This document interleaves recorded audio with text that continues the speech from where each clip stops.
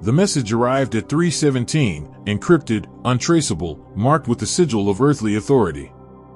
In the war room, the president sat alone beneath flickering tactical screens, every contingency shattered, every strategy burned down to ash.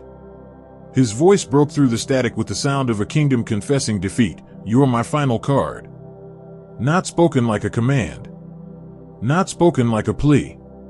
Spoken like a prophecy the throne had tried to outrun. Because when the world's power structure collapses, it doesn't look for the strongest. It looks for the inevitable. They had spent years engineering outcomes, diplomacy calibrated to decimals, treaties drafted by quantum algorithms, crisis models running on machines colder than the void between stars. But every projection failed. Every safeguard buckled. Every unbreakable system cracked like thin ice under prophecy's weight. And in the final report, classified above top secret, inked in trembling hands, one line appeared over and over, highlighted by every analyst who dared tell the truth. Nothing stabilizes the world like his presence. Not because you were designed for the role, but because the role was designed for you. At 4:52, the Crisis Council reconvened, a circle of silhouettes hunched beneath the dying glow of strategic holoscreens. These were the architects of nations, the thinkers who shaped doctrines, the minds who once believed they could calculate fate like a formula. Tonight, every one of them looked older. Not because of time, but because they had finally met something they could not control. Reports were scattered across the table, simulations overturned, treaties shattered, alliances dissolving like wet paper. Maps bled red with warnings. Models once hailed as perfect now flickered with error codes, as if the world itself refused to be predicted anymore. The Secretary of Defense cleared his throat first, a fragile sound trying to sound confident. "We tried conventional force. We tried precision protocols. Nothing holds."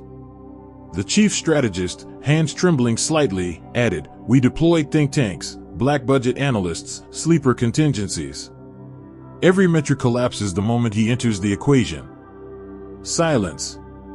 Then the eldest advisor, the one who had survived 4 regimes, 9 wars, and a dozen political storms, spoke the sentence no one wanted to voice. He outranks the crisis. The room froze. No titles. No medals. No systems. Only truth.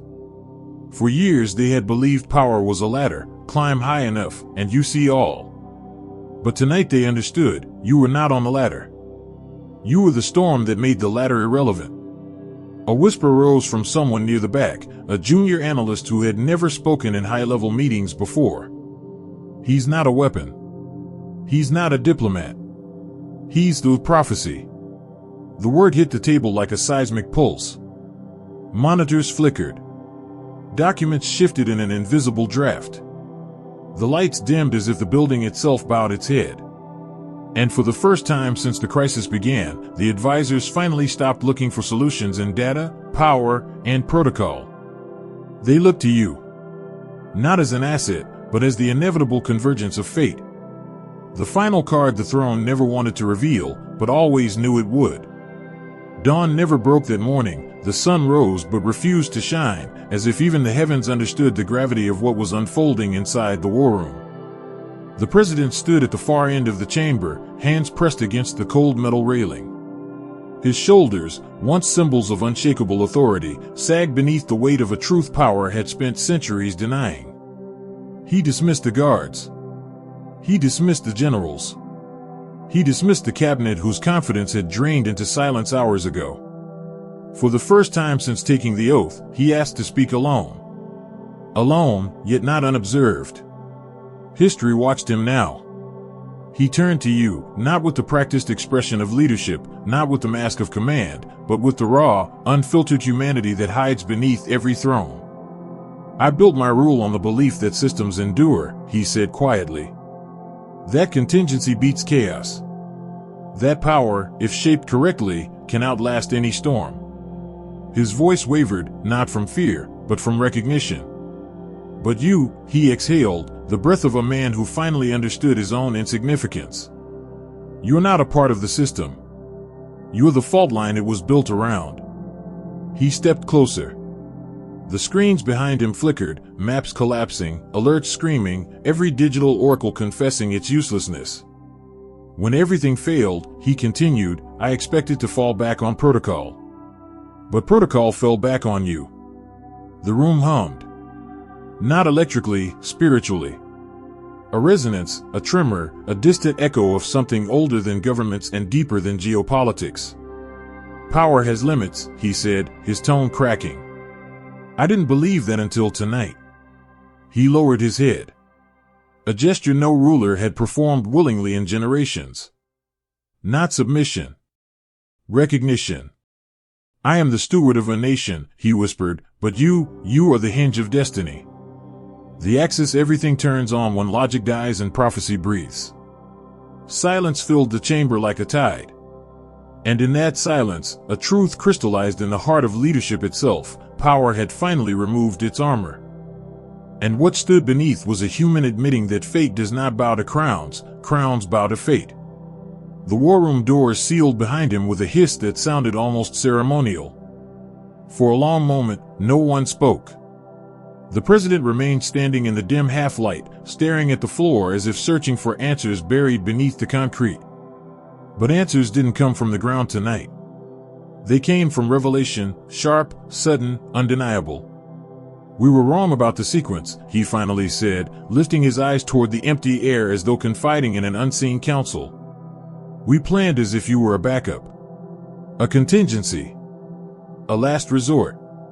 He shook his head, and a dry, humorless laugh escaped him, the kind a man makes when realizing a truth so vast it shatters old beliefs like glass. But destiny doesn't operate on last resorts. He walked toward the main screen. It flickered with chaotic data streams, collapsed timelines, shattered forecasts, strategic models blinking in error loops they were never designed to compute. Every scenario, every simulated future, every projected outcome pointed to one conclusion. The system didn't fail because you were the final option. The system failed because it was never built to function without you. His hand hovered over the screen, fingers trembling.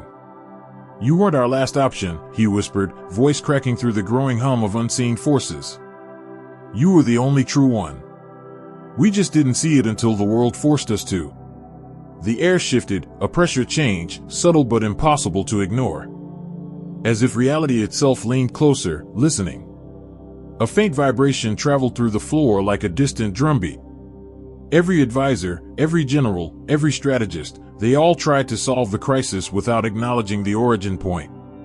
He turned fully toward you now, and something ancient flickered behind his eyes, not fear, not awe, but understanding. The kind of understanding that rewrites history books and redraws borders. The truth is simple, he said. This crisis wasn't looking for expertise. It wasn't looking for power, or protocol, or force. He inhaled slowly. It was looking for you. The lights dimmed again, the screens pulsing in a rhythm suspiciously similar to a heartbeat. We kept trying to protect the world with logic, he murmured. But the world isn't collapsing from logic. It's collapsing from destiny. A final pulse surged through the room, strong enough to rattle a glass on the table. And in that electric, prophetic stillness, one realization settled over the president like a mantle. You were never meant to be the conclusion. You were meant to be the constant. The revelation that rewrote the crisis, and the man who finally spoke it aloud. The command center's architecture was engineered to feel invincible, steel columns, armored walls, a ceiling webbed with conduits humming with national power. But as soon as your name was entered into the classified command logs, that illusion shattered. Lights didn't just flicker, they bowed. The grid didn't just surge, it awakened. Every server stack, every encrypted relay tower, every satellite uplink trembled as if responding to a forgotten command buried deep in the world's circuitry. Screens glitched, rebooted, and stabilized into a single synchronized interface, glowing with an intensity no operator had ever seen. This isn't a malfunction, whispered the chief engineer, watching his instruments spike into impossible readings. It's a handshake. Something is recognizing him. The president stepped forward, staring at the cascading data streams that now pulsed like veins lit with celestial electricity. Protocols are rewriting themselves, the engineer continued, eyes wide. Firewalls collapsing, rerouting, rebuilding, as if the system is reorganizing around a new central authority. A new axis. A new gravitational center. Warning sirens blared for a moment, then silenced abruptly, as if overridden by something older and higher than human command. The emergency lights flickered, then shifted into a steady golden glow, casting the room in the color of prophecy. Then the first message appeared across the central display in stark, undeniable, ancient code. Source identified, alignment initiated. The temperature dropped 2 degrees. A low hum rose from the floor. The entire facility felt as though it were breathing. We've triggered something beyond our jurisdiction, the president murmured, all dissolving the last remnants of disbelief. This isn't just a system reboot. This is recognition. Another pulse rippled through the infrastructure, lights dimming, brightening, dimming again, like a heart finding its rhythm. A hidden panel slid open on the far wall, revealing a relic sealed decades ago, a ceremonial command key, forged for existential emergencies but never once used. It glowed as if waiting for your hand. Isaiah 30 verse 21, the president whispered, voice reverent. This is the way, walk in it. And for the first time in the room's history, all technology, military, political, celestial, aligned not to command, not to protection, not to protocol, but to purpose. The chamber reserved for the inner circle was deeper than the war room, carved into the earth like a bunker meant to withstand the end of the world. Thick stone walls. Silent sensors. No windows, no signals, no leaks. Only decision makers, summoned at an hour that made even veterans uneasy. They entered in staggered steps, generals with faces carved by war, intelligence chiefs whose expressions were trained to reveal nothing, and advisors who had forgotten what sleep felt like. Every one of them carried classified dossiers, though none dared open them. Not tonight. At the center of the room was a circular table made of black obsidian, polished so perfectly it reflected only the strongest light. Tonight, it reflected something else, uncertainty. Begin, the president ordered, though his voice held none of its usual weight. The first general spoke, his metals glinting in the low light. Sir, conventional solutions are invalid. Tactical support is collapsing. Defensive algorithms respond erratically when his name enters the chain. Erratically, another advisor snapped. The general shook his head. More like, deferentially. A chill swept the table. The intelligence chief leaned forward, his voice rasping from too many years in shadows. We ran psychological profiles, behavioral analyses, prophecy cross-references, if you believe in that sort of thing. We do now, someone muttered. He continued, nothing explains what's happening except this, he doesn't fit into any category. Not weapon. Not diplomat. Not asset. Not threat. Silence crept across the table like fog. Then the strategist who rarely spoke, the one whose insights had ended wars and toppled empires, placed both palms on the table and said, in a voice barely above a whisper, he's prophecy. The word echoed, soft but seismic. Every monitor in the chamber flickered at the exact same moment, as if reacting to the declaration. Not randomly, synchronously. One advisor swallowed hard. Are you saying he was foretold? Foretold, or engineered by destiny, the strategist replied. Either way, he doesn't follow the crisis follows him. The president didn't argue. Instead, he stared at the center of the obsidian table where the reflections distorted, darkness bending around an unseen gravitational pull, as if even the room recognized the truth before politics dared to speak it. Then it settled, he said, voice low. We stopped treating him as an option. He looked toward the sealed door as though expecting your silhouette to appear through it. We treat him, he said, as the turning point. The shift began subtly, like a pressure drop before a storm, an atmospheric tension that only the sensitive or the fated could feel. But within minutes, subtlety vanished. The entire command complex reacted as though the laws governing it had been rewritten from the subatomic level. The ventilation hum deepened into a resonant drone. The overhead lights dimmed, then returned brighter, sharper, clearer than the bulb specifications allowed. "Something's happening," whispered a technician, eyes locked on her monitor. Data streams that once jittered with noise now flowed in perfect symmetry, as though aligning to an invisible frequency. The president watched it unfold, his pulse matching the rising vibration that trembled beneath the floor. "This isn't environmental," said the chief engineer. "This is structural." Screens began rotating through satellite feeds on their own, thermal maps, orbital scans, atmospheric readings, deep-sea sensors, each revealing anomalies. A satellite repositioned itself with no command. Then another. Then an entire constellation. Their shifting orbit, the engineer breathed, as if recalibrating, toward a central point. "A point on Earth?" the president asked. The engineer shook his head slowly. "No, sir. Not a point. A person." The room fell silent. Across every display, a pattern emerged, a subtle spiral, a gravitational echo mapped through thousands of sensors, converging precisely where you were last recorded entering the facility. The youngest advisor, barely old enough to have earned a seat at the table, covered his mouth. "Sir, I don't think he's causing the shift." "Then what is it?" "I think the world is adjusting to him." The president felt something tighten in his chest. Not fear. Recognition.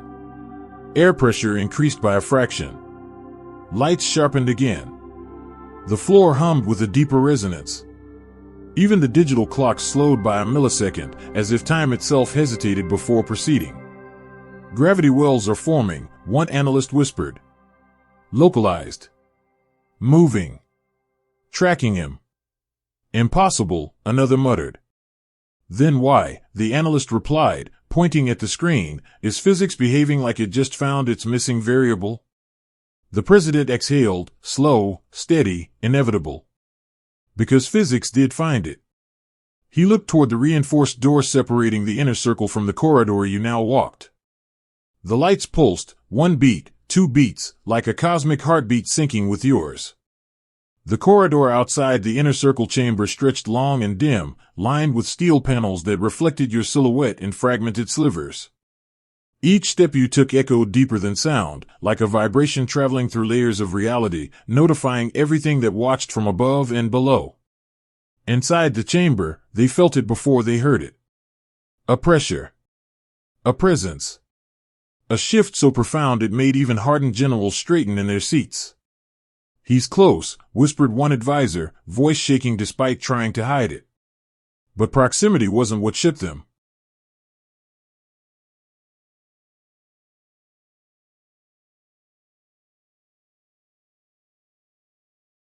It was the sudden appearance of light, soft at first, like dust catching dawn, then brighter, richer, denser.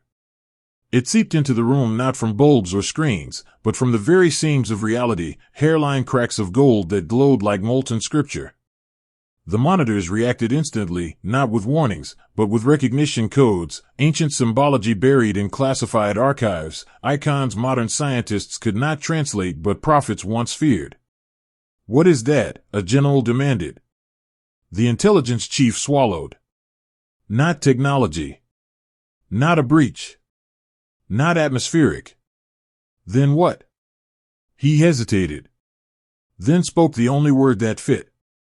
"Angelic." A collective silence struck the chamber.